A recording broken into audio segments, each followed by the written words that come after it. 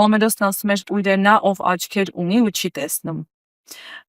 Ձեր աշխարհը ինչպիսին է, հա, չտեսնող մարդու աշխարհը, ինչով է տարբերվում այն մարդկանց աշխարհից, ովքեր տեսնում են։ Այս երկու աշխարհների տարբերությունը ո՞րն է ձեզ։ Երկու աշխարհների տարբերությունը սարսափելի մեծ է, բայց նաև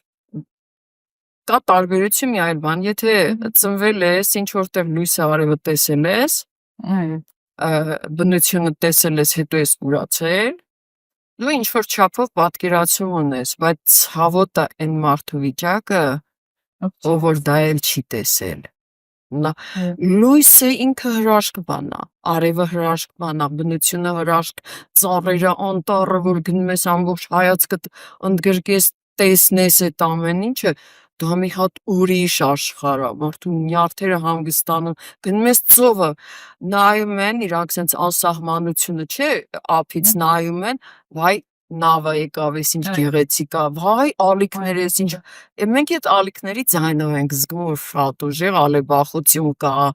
այդ փոթորկահույզ, խռովահույզ ծովը, որ սկսում է այդ ալեկոծվել, մենք ալիքների այդ ալեբախման հզորությունից ենք զգում, թե ինչքան հզոր է ալիքը արդեն։ Այսինքն աշխարհը ձեր երևակայությամբ եք, հա, տեսնում։ Հա, երևակայությամբ տեսնում ենք, հա, բայց շատերը ասում եմ, եթե